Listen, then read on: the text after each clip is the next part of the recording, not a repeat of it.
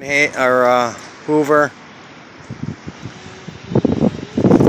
little yard cleanup, tear this debris out, clean up that back alley,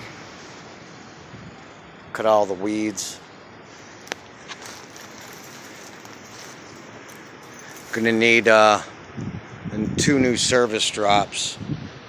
That square panel there for the meter can is busted up, so we'll need 2 new meter cans. They don't like the wire to be shredded up like this on top, so I'll need to rise 15 more feet of new 6-gauge wire on the top, reuse the bottom, but again, new service on the outside. Fix that window like we said. Exterior is pretty good condition, but just the yard needs to be cleaned up. Pretty simple. Maybe put some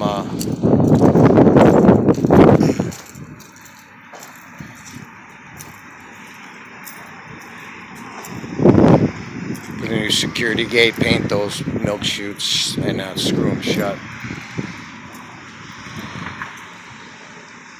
Decent shape. Some mulch in the front for curb appeal. A little mulch in that bed. It's pretty cheap.